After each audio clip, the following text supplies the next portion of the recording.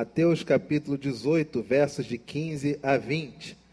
No mercado de trabalho, 72% das pessoas encontram-se insatisfeitas com o seu trabalho. Você imagine, em uma empresa com 100 pessoas, 72 pessoas estão como? Insatisfeitas. Elas não estão gostando de estar ali, não estão gostando do que estão fazendo, não estão gostando do salário. E também, de 72 pessoas, 63% dessas 72 pessoas se encontram insatisfeitas porque não conseguem relacionar-se bem. O trabalho até que é bom, o que mata é o outro. O trabalho é pesado. Pior ainda é ter que dividir a mesa com fulano, ter que todo dia chegar, olhar para ciclano, ter que dar de cara com aquela sujeita no banheiro, ter que conviver com o indivíduo no estacionamento da empresa. De 100 pessoas em um local de trabalho, de acordo com as estatísticas mais recentes, 72 pessoas encontram-se insatisfeitas com o que estão fazendo. E dessas 72 pessoas, 63%, o motivo da insatisfação são relacionamentos. Antigamente, as pessoas mudavam de igreja porque elas tinham um problema de ordem doutrinária. O que era isso? O indivíduo estava na igreja presbiteriana e dizia: eu não concordo com a predestinação. Eu acho que Deus salva quem quer ser salvo. Logo, eu vou para uma igreja arminiana. Ou o indivíduo dizia: eu não creio na celebração da ceia da forma como é. Eu creio na consubstanciação. Logo, eu vou para uma igreja cuja ceia seja celebrada através da consubstanciação. Ou outro dizia: eu não creio no batismo por imersão. Logo eu vou para uma igreja que o batismo é por aspersão. Aí ele vinha para uma igreja, por exemplo, presbiteriana. Nos nossos dias, a maioria esmagadora dos desigrejados, aqueles que são crentes, mas não têm igreja, eles não frequentam mais uma igreja por causa de relacionamentos. Diácono é chato, pastor pega no meu pé, os presbíteros são tudo velho. A igreja não privilegia os idosos, só os jovens. A igreja não privilegia os jovens, só os idosos. A igreja não tem trabalho infantil. A igreja só tem trabalho infantil. As pregações não falam ao meu coração. As pregações têm feito mal à minha esposa ou ao meu filho. Não tem nada a ver com doutrina. Não tem nada a ver com o texto que é lido. Não tem nada a ver com a reflexão. Tem a ver com relacionamentos. Eu não concordo que presbítero sirva de gravata. Isso é muito antiquado. Eu não concordo com toga. Eu não concordo com cola clerical. Isso engessa a pessoa. Isso materializa uma forma de pensar ainda arcaica, oriunda. As confusões de ordem mental implicam radicalmente na forma de relacionar-se.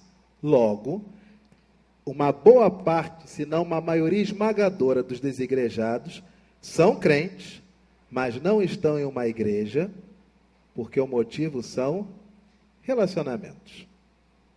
Ora, isso é uma coisa simples da gente verificar. Se você não está nessa igreja desde 67, quando ela foi organizada, ou se você não nasceu nessa igreja ao longo desses 50 anos de organização, se você veio parar aqui, ou você se converteu aqui a primeira vez, foi a sua primeira igreja, ou você vem de alguma outra igreja, e nessa outra igreja você tem, obviamente, um passado. Como é que era lá? Você se ausentou daquela comunidade por quê? Porque havia desvio de doutrina? Porque era longe da sua casa? São vários os motivos. Um deles pode ser relacionamentos.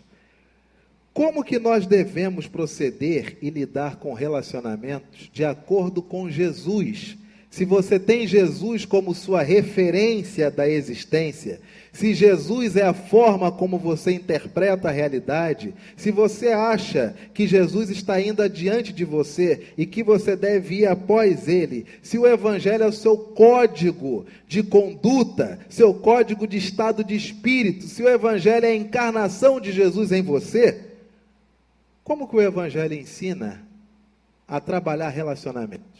Sua Bíblia ainda está aberta? Mateus 18, versos de 15 a 20. Se teu irmão pecar, já pode parar aí.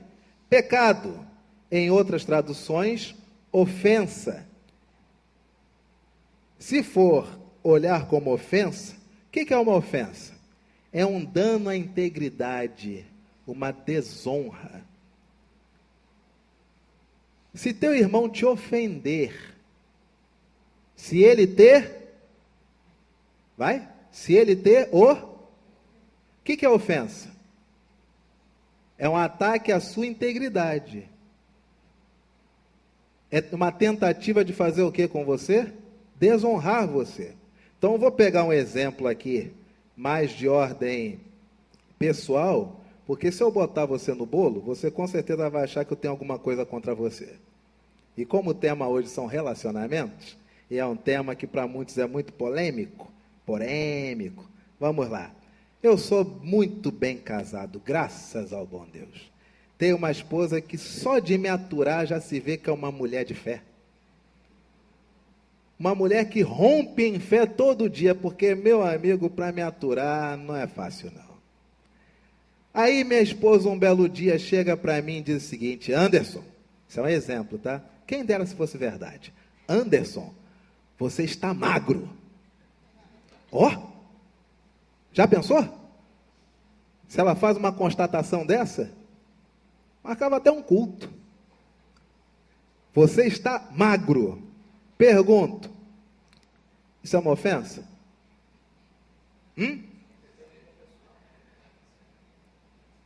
É opinião, né? Que eu posso achar que não estou.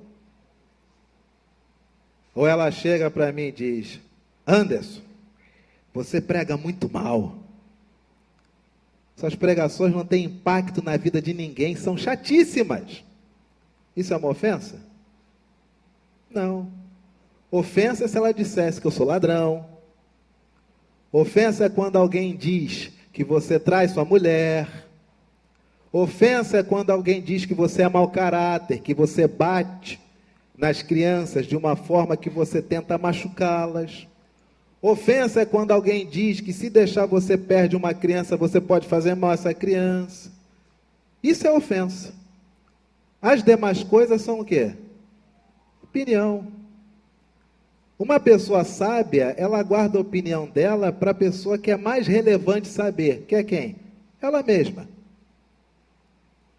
Aquele que não é sábio, a própria palavra do Senhor diz: como é que você vai ensinar sabedoria para o estulto? Gente, tem que aprender o que é ofensa. O cara chega e diz: não gostei dessa cor branca no templo. Opinião. Não pode dizer que o conselho é corrupto. Isso é ofensa. Eu não gosto desses bancos. Opinião, meu amigo. Você não pode dizer que os presbíteros, eles traem suas esposas entre eles mesmos. Aí é ofensa.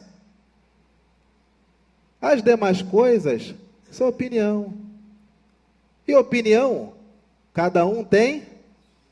Se você é sábio, você não vai falar alguma coisa que ninguém nem lhe perguntou. Mas se você não é sábio, você tem direito a ter sua opinião. Mas a Gleice chega para mim e diz: Anderson, eu não aguento mais, você está magro. E o que eu faço? Eu me ofendo. Aquilo arrebenta a minha vida.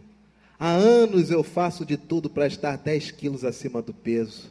E quando eu consigo, ela não reconhece que eu consegui ficar 10 quilos acima do meu peso. Ela acha que eu estou magro. Se teu irmão te ofender, ou em outras traduções, pecar contra você, ofensa é dano à integridade ou desonra. E pecado? Significado de pecado, você sabe qual que é? Errar o alvo. Se teu irmão errou o alvo em relação a você, pergunta, você tem amigos, você tem irmãos, aliás, pelo prazer de ter irmãos, ou você tem alguns alvos ocultos? O que é isso? Vou explicar. Às vezes você pode fazer amizade com alguém só para aproveitar a carona, porque vocês moram perto. Aí é conveniente ser amigo daquela pessoa, por quê? Porque você tem um alvo com ela. Qual que é o alvo? Não é o coração dela, é a carona. Às vezes é conveniente para alguns ter um amigo que é abastado, em outras palavras, é cheio de dinheiro. Por quê? Porque é conveniente no dia da adversidade pedir esse dinheiro. E às vezes você olha o indivíduo e você diz, pode me dar uma carona? E o cara diz, não. Pode emprestar o dinheiro? E o indivíduo diz, a mulher diz, não. Aí você acha que aquele irmão pecou contra você. Ele errou o alvo. Mas esse alvo não era dele, era teu. Cuidado com essas prostituições, tá? Você vende a você mesmo por conta de vantagens as mais diversas. Dinheiro, carona, casa, mulher, rolinho, vixe. Se teu irmão pecar, se ele desonrar, se ele atingir a sua integridade, ou se houver um erro de alvo em relação a ti, vai arguí-lo entre ti e ele. Primeiro, anota aí. Ou se não quiser anotar, você vai receber por zap, ou vai ver o vídeo no Face, ou vai ver o vídeo no YouTube, ou você não está afim de nada. Primeiro, a ofensa é pessoal. Se teu irmão pecar contra a Associação de Moradores da Tijuca, não é isso? Se teu irmão pecar contra a Igreja Presbiteriana da Tijuca, CNPJ 06, etc e tal, é isso? Se teu irmão pecar contra quem? Contra você, meu amigo. Aí eu estou ofendido com a Gleice, porque ela me chamou de? Repita essa ofensa, é gravíssima, ela me chamou de? Uma ofensa. Aí eu vou compartilhar com o Edson. Edson, a Gleice me chamou de magro. Você acha que eu devo conversar com ela? O Edson falou, mas não senti muita firmeza. Haroldo, a Gleice me chamou de magro. Você acha que eu devo conversar com ela? Se teu irmão pecar, te ofender, atingir sua integridade, desonrar você, vai arguí-lo entre ti e ele só. Dificuldade nossa hoje, nós gostamos de formar bloquinho. Deixa eu me aquartelar aqui no meio dos presbíteros, porque eu estou com dificuldade aqui no meu relacionamento. Edson, Haroldo, Cláudio, Elias. Elias, que bom que você veio hoje, Elias. Foi Deus que lhe trouxe exatamente no dia de hoje. Você há 2 meses sem vir por causa da coluna. Você veio hoje porque, meu amigo, uma desgraça se abateu sobre mim. E eu preciso da companhia dos meus amigos. Eu fui desonrado. Minha mulher me chamou de magro. Aí o conselho, se não é um conselho sábio, se não são homens de Deus, o que eles fazem? Pastor, já compramos teu barulho, tá? O senhor não fica assim não, que nós vamos resolver. Não se fala assim de um presbítero, ainda que seja um presbítero docente, mas é presbítero. Aí a Gleice começa a ver, tadinha, chega na igreja, aí começa a ver os homens de terno, os homens de preto, tudo olhando para ela assim, ó. Não sabia que você era assim dentro de casa. Este sorriso nunca me enganou. Aguarde. Deixa o pastor entrar com documento no conselho. Se teu irmão ofender a você, não o outro, vai conversar com ele. Você e ele só.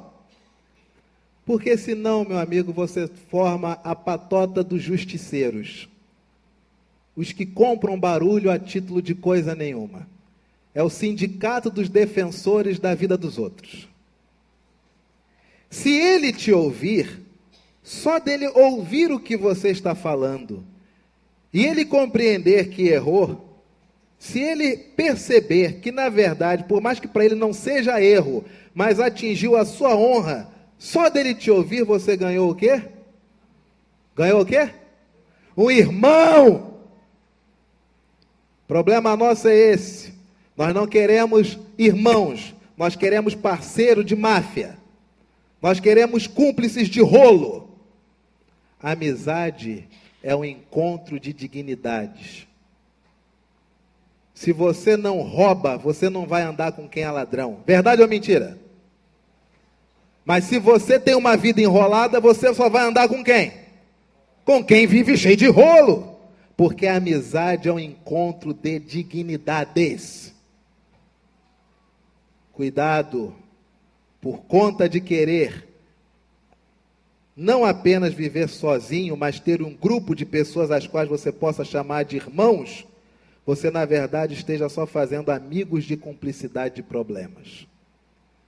O indivíduo ouve você e diz, olha, para mim eu não errei, mas se isso lhe fez mal, me desculpe. A Bíblia diz que você não ganhou um amigo, porque amigo eu posso ser e só lhe vejo domingo. A Bíblia diz que quando há reconciliação, você ganhou o quê? Um irmão. Você quer ter amigos? Ou você quer ter irmãos? Ter irmão dá trabalho, meu amigo. Ter irmãos é muito trabalhoso, porque o indivíduo, quando ele se vê como seu irmão, ele não quer saber se você tem dinheiro, se não tem, se tu é branco, se tu é preto. Ele chega para você e diz, assim diz o Senhor. Mas quando há interesses que não são o de irmãos na reconciliação, qualquer circunstância anulam as espontaneidades das relações. Como eu estou no bolso de fulano, eu não posso dizer que ele errou, porque eu estou no bolso dele. Como eu dependo da carona de Beltrano, eu não posso falar que ele errou, porque eu dependo da carona dele. Está dando para entender? Evangelho, meu amigo, evangelho é uma bênção, meu irmão. Olha o que a Bíblia diz. Se, porém, não te ouvir, toma ainda contigo uma ou duas pessoas. Agora sim, pastor. Agora vem aquele linchamento gostoso. Agora sim. Toma ainda contigo uma ou duas pessoas. Para quê? Pelo depoimento de duas ou três. O que é testemunha, hein? O que é testemunha? É alguém que testemunhou. O que é testemunhar? Presenciar, ver, estar presente na hora de algo que aconteceu, ou que está acontecendo em tempo real. Problema nosso hoje, você vai e conversa com o indivíduo. Ô Gleice, você me chamou de magro, eu me ofendi. Ela pode chegar e dizer, Anderson, eu pensei que era um elogio, mas se atacou a sua honra, me desculpe. Que bom, já tinha uma esposa, ganhei uma irmã. Beleza, ganhei nas duas, show.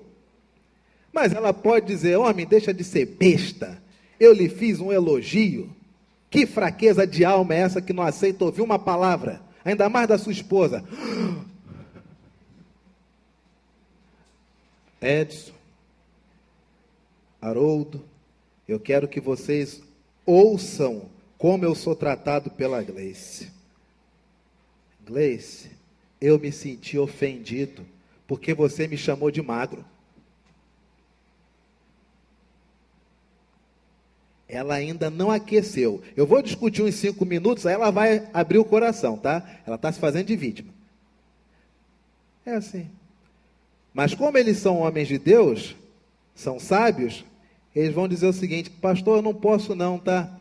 Que eu não convivo dentro da sua casa, eu não ouvi ela falar isso, eu não posso ser testemunha desse negócio, não.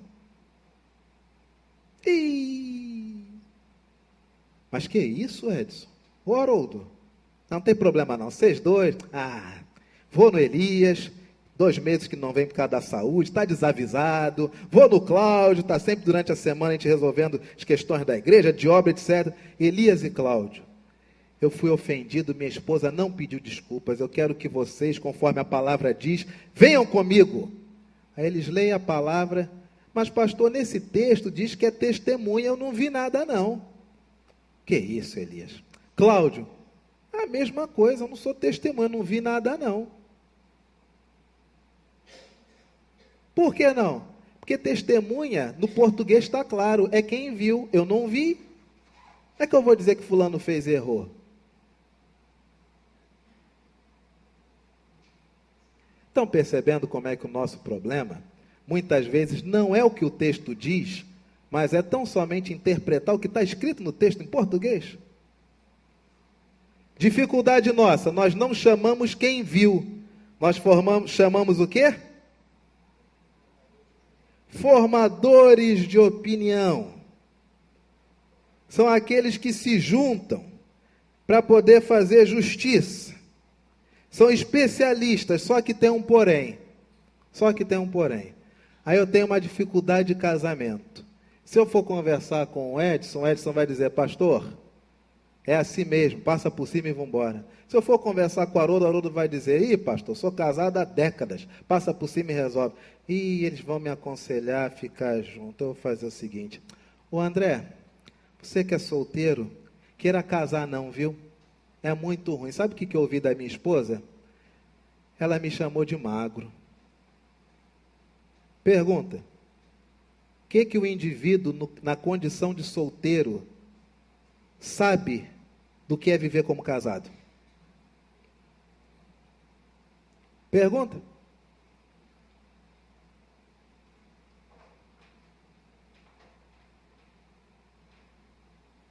O indivíduo acha, muitas vezes, muitos podem achar, que só de dividir um AP, ter um flatzinho para love, só de ficar nessa chamegação de dorme hoje aqui, dorme hoje lá, dorme hoje aqui, dorme hoje lá, ele já sabe como é viver casado. Nunca recebeu um boleto de cobrança no seu nome, meu amigo. E aquele gasto quem fez foi o marido. Nunca chegou em casa e encontrou o cara esparramado de cachaça. Porque é solteiro. Aos casados, assim diz a Escritura, vivam como casados. Aos solteiros, que viva como solteiro. Mas quando você chama na Escritura duas pessoas, são pessoas que viram o caso. Nos nossos dias a gente forma a bancada da Globo News. Então eu estou aqui com um tema, o tema é adoção, eu vou conversar com duas pessoas que nunca adotaram ninguém. Tem aqui o Haroldo, tem aqui, não, Edson adotou. Tem aqui o Haroldo, tem aqui o Edmond, então eu estou sofrendo com a adoção, o que eu faço? Aí quem nunca passou por isso vai dizer, fica assim não. Ou então vem outra, as estatísticas dizem, mas não resolve o meu problema.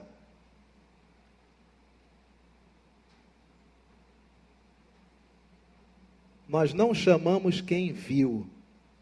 E normalmente quando chamamos, são pessoas que não têm conhecimento de causa, de como as coisas são. Percebe por que a nossa vida é tão enrolada? Olha que rolo, meu amigo. Por isso que o Evangelho é o poder de Deus para a salvação de todo aquele que nele crê. Se, porém, não te ouvir, toma ainda contigo uma ou duas testemunhas, para que pelo depoimento de duas ou três testemunhas, toda a palavra se... Abra aí, por gentileza, a sua Bíblia, em Levítico, capítulo 5, verso de número 15.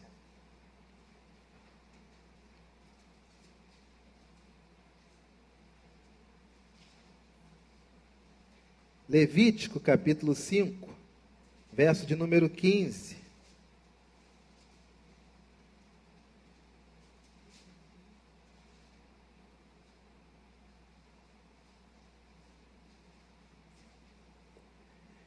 Levítico 15, 5, aliás, 15. Quando alguém cometer ofensa e pecar por ignorância nas coisas sagradas do Senhor, então trará ao Senhor, por oferta do rebanho, um carneiro sem defeito, conforme a tua avaliação em ciclos de prata, segundo o ciclo do santuário, como oferta desde o Antigo Testamento, quando ocorre ofensa ou pecado em relação ao que é sagrado, deve haver o quê? Reconciliação por meio de sacrifício. Lá em Levítico, você acabou de ler, desde o Antigo Testamento, quando há uma ofensa, ou há um pecado em relação a algo sagrado, deve haver reconciliação por meio de sacrifício.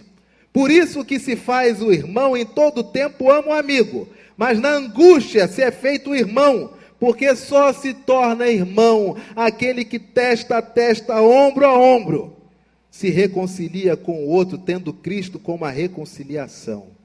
Como o Cordeiro de Deus que tirou o pecado do mundo, como aquele que diz, fulano, isso em outros tempos me levaria a te esganar, mas em Cristo Jesus você está perdoado, porque Cristo já se ofereceu em sacrifício.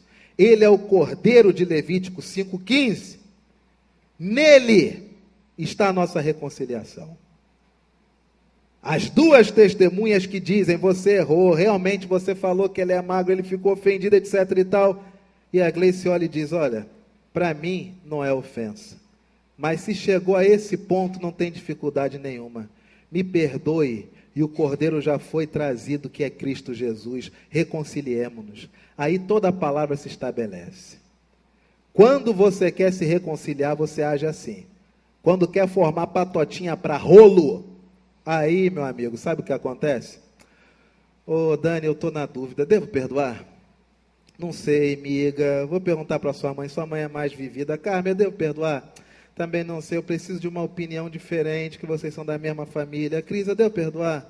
Mas a Cris, ela é tão amiga da Gleice, isso é uma coisa que eu não sei, pode pesar contra. A Vera, o que eu faço? Mas a Vera trabalha tanto, ela não tem tempo para me acompanhar. Elias, como é que eu faço? O Elias, tadinho, tem tanta coisa para resolver na vida. Renato, você que é um cara, o que eu faço? Não, Renato é pai, vou perguntar para a criança que é pura. Master Bruce, o que eu faço? 1, 2, 3, 4, 5, 6, 7 com o neném. Porque eu não quero resolver. Eu quero formar opiniões de especialistas, para todo mundo se voltar contra quem? Contra a mulher que eu durmo todo santo dia, graças a Deus. É mole? Meu amigo, isso não é problema espiritual não, tá? Isso é caráter.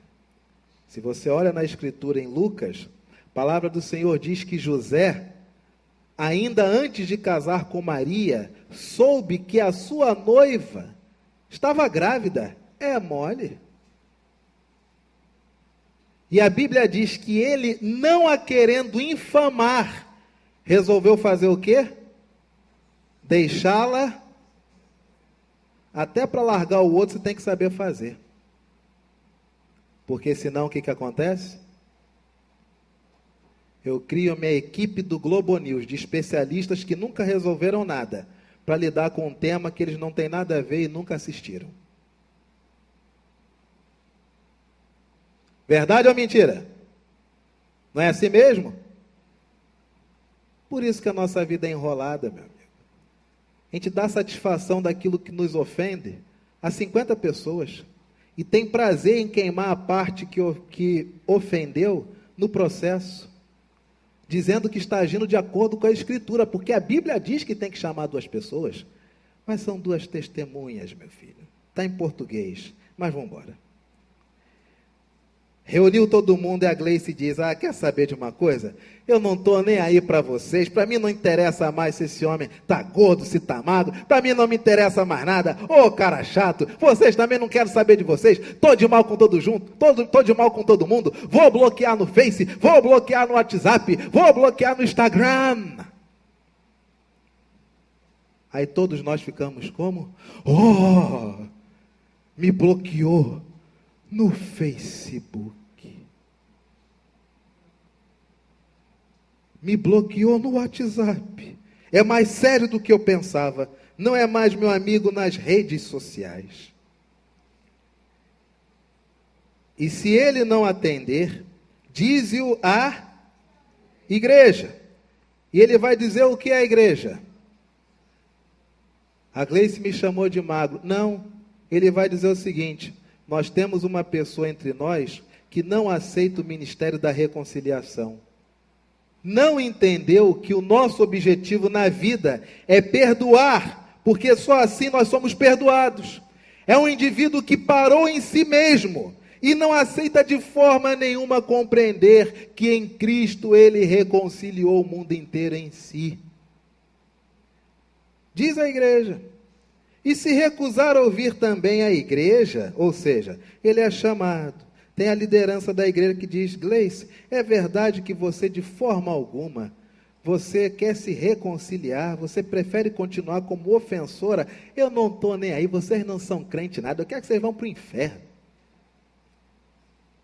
Aí o que a igreja faz? Agora sim, né, pastor? O linchamento, né? Considera-o como Jesus se encontrou com gentios, sim ou não? O que ele fazia com essas pessoas? Responde, Tijuca. Jesus se encontrou com publicanos? O que ele fazia com essas pessoas? Se Gleice tem uma dificuldade de relacionamento comigo, eu sou a parte ofensora, não arredo o pé, falei mesmo, falei mal, não estou nem aí, não quero mais saber dela, não é minha irmã, não é mais nada. E eu digo para a igreja: não estou nem aí para vocês também. De acordo com o evangelho, o que vocês devem fazer? Poxa vida, o Anderson não entendeu que o ministério da fé é a reconciliação. Nós devemos começar com ele das coisas mais básicas. Quem é Deus? Quem é Jesus? Quem é o Espírito Santo? Por que Jesus morreu? É isso que você faz com o indivíduo que é gentio e publicano. Mas o que é que nós gostamos de fazer? Está em rol separado, minha irmã. A irmã foi excluída da comunhão. Eu tenho o poder de dizer para você que você não pode mais comer do corpo e nem beber o sangue de Cristo, porque você é, o óbvio, pecadora. O que é isso? Jesus excluiu algum gentio ou publicano das refeições que fazia? Naquela refeição gostosa para todo mundo, menos para Jesus, que foi a última Páscoa, a última ceia, Judas estava ao lado dele e comeu do prato dele. Meus irmãos e minhas irmãs, preste atenção nisso. Vou ler em uma forma talvez mais fácil de compreender, embora já esteja em português. Verso 15, acompanha comigo. Se teu irmão atentar contra a sua honra, atingir a tua integridade, se teu irmão errar o alvo que ele estabeleceu com você, ele sabe disso, vai conversar com ele, mas só vocês dois, não chama ninguém não, só vocês dois. Se ele te ouvir, se ele entender que atentou contra a sua honra e é algo contra a sua integridade de fato, você não ganhou apenas um amigo, você agora tem plena convicção que você tem um irmão. Se, porém, ele não quiser te ouvir, se ele não quiser se reconciliar com você, toma ainda contigo uma ou duas pessoas, para que pelo depoimento dessas 2 ou 3 pessoas, que viram, ouviram e estavam no ambiente, logo elas são testemunhas, toda a palavra se estabeleça. O indivíduo não pode crer nas próprias mentiras. Tem 3 pessoas mais o ofendido, são 4 dizendo: você falou, você fez, todos nós vimos. Mas se mesmo assim, verso 17, ele prefere viver a mentira do que a verdade, comunica à igreja, naquilo que a igreja tem como cerne dela, no que tange a resolver os conflitos. E se ele recusar ouvir também a igreja, considere-o como alguém que ainda não compreendeu que Cristo, que o mundo foi reconciliado em Cristo antes da fundação do mundo, que o Cordeiro de Deus foi imolado na cruz antes de haver criado o mundo. que tudo converge na reconciliação, que em Jesus nós somos nova criatura. Em verdade, de fato, eu digo a vocês, que tudo que vocês ligarem na terra, terá sido ligado nos céus, e que tudo que vocês desligarem na terra, terá sido desligado nos céus. Verso 18, de fato eu digo a vocês, que a única coisa que consegue romper tempo e espaço, que é feito na terra e é referendado na eternidade, é a capacidade de perdoar o outro, porque só perdoando o outro você é perdoado pelo Pai. A única coisa que singra o espaço-tempo, que unifica a eternidade com o momento presente, que reorganiza as dimensões e as categorias de ofensas e pecados, é quando você nesta terra perdoa alguém. Porque se você perdoar aquele que deve a você, Deus perdoa a sua dívida para com ele mesmo. Em verdade também vos digo, se dois dentre vós sobre a terra concordarem a respeito de qualquer coisa que porventura pedir-lhe, ser-lhes-á concedida por meu Pai que está nos céus. Em outras palavras, da mesma forma eu digo, que se vocês dois, sobre este mundo, entenderem, se compreenderem e perceberem que a reconciliação é o caminho de uma comunidade, que se entende como corpo de Cristo, não tenha dúvidas. Peçam o que vocês quiserem e vai ser concedido por meu Pai. Se falta amor, peça amor para perdoar. Se falta perdão, peça perdão para perdoar. Mas dentre tanto pedir e tanto dizer, sempre tome a sua decisão, porque somente tomando a decisão de perdoar é que o Pai intercede e derrama perdão. Porque onde estiverem 2 ou 3 reunidos em meu nome, igual Levítico 5,15, onde houver ofensa, ou onde houver pecado contra as coisas sagradas, e ali for entendido que houve ofensa e houve pecado, onde houver a reconciliação, onde houver necessidade de sacrifício, para que todo o mal seja dirimido, se estiverem ali em meu nome, como Cordeiro de Deus que tira o pecado do mundo, ali estou no meio deles. Mateus 18, de 15 a 20. Pastor, na igreja a gente age assim? Não, meu amigo. Você age assim em qualquer lugar, porque você não é duas caras. Você não é crente domingo e ao longo da semana você faz parte de esquema. Você é um ser integral. Se na tua faculdade, no teu colégio, no bar, em qualquer lugar, se alguém te ofendeu, seja sujeito homem o suficiente para ir até aquela pessoa, pensando se aquilo realmente é ofensa ou opinião. Porque se for opinião, é problema de quem disse. Mas se for ofensa, fulano, ó, isso aí pegou mal. Dá a entender que eu traio a minha mulher, dá a entender que eu não sou homem para os meus filhos, dá a entender que eu deixo a responsabilidade da minha vida sobre os outros. Eu não gostei não, queria compartilhar isso com você. E o cara diz, ih rapaz, nem tinha prestado atenção, mal aí cara, mal mesmo, desculpa aí. Se não é crente, o que ele vai fazer? Um aperto de mão, um aceno, errei, desculpa, pode ir embora, mete o pé. Ou então vai te dar um abraço, ô rapaz, você me perdoa também, gosto de você pra caramba, tu é um amigão. Só dele te ouvir, tu ganhou, irmão. Faça isso no seu trabalho. Faz dentro de casa. Não envolve filho em meio de rolo de marido e mulher, não. Resolva. Porque são textos que falam sobre perdão e reconciliação que Jesus sempre diz: o que ligar na terra está ligado na eternidade. Amém? Nesse espírito, curve a sua cabeça, feche os seus olhos, passemos alguns instantes em oração silenciosa.